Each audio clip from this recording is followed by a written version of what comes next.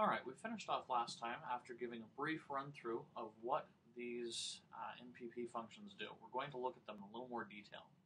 Now, one thing that I've done that's a little unusual is you'll find as you look through this NpapiPluginModule.cpp file, especially as you compare it to the .h file, you'll find that these npn functions up here are present, but these NPP functions down here that we just put in that structure are actually not in the NpapiPluginModule.cpp file.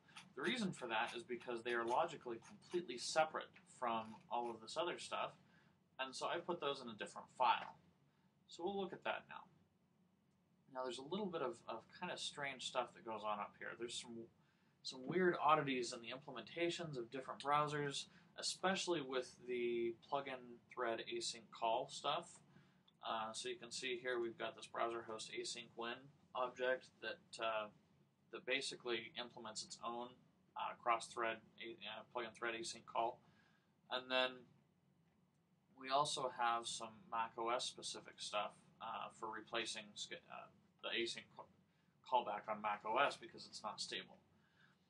But the first thing that we need to understand here is this NPAPI data holder. Each plugin in NPAPI is tracked with an NPP instance. Now NPP, I don't actually know what that stands for, maybe Netscape plugin pointer, but it has two members. It has an iData and a pData. pData is plugin data, and that's ours. We get to play with that. iData is going to be browser specific, and we don't know anything about it. They're both void pointers. So basically, what we're going to do when we have an NPP instance is we're going to static cast that NPP instance pData into an NPAPI pData holder object, which we instantiate when we first create it, when the plugin is created, and we destroy when it's destroyed. So that pData instance has a browser host and an NPAPI plugin instance, both of which are shared pointers. So when NPP new is called, what we're going to do is we're going to first get a reference to the npn funcs, so we know the browser functions that we can call. We're going to create a browser host and give it the NpapiPluginModule plugin module, which it will use to get those same functions, and then we'll give it the instance, because any browser APIs that we call that needs to know what plugin it came from, we're going to identify ourselves with that instance.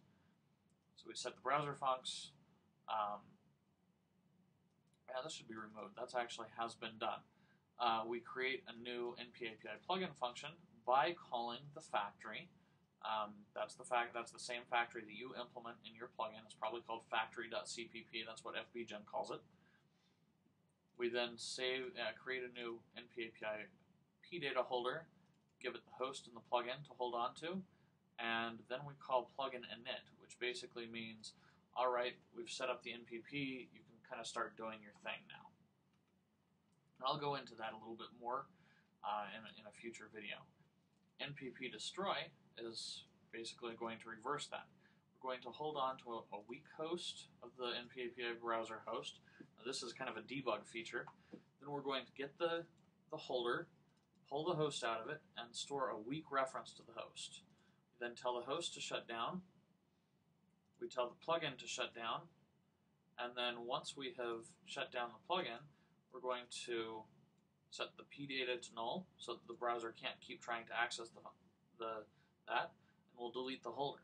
Now the holder should have the final shared reference, the shared pointer's reference counted, should have the final reference to both the plugin and the host. And so what we're going to do down here is we're going to assert that the weak host has now expired. If that is not the case, you have a memory leak. If you ever get an assertion failed here, you have a memory leak because the browser host should have gone away when we did delete holder here. And if it didn't, you've still got something that's trying to access that browser host after it's now invalid, holding on to it or accessing it after it's invalid. I'm not going to go into real detail on any of the other NPP functions. We're going to start looking further into what happens when NPP new is called. But we'll do that in the next segment because I'm out of my 5 minutes.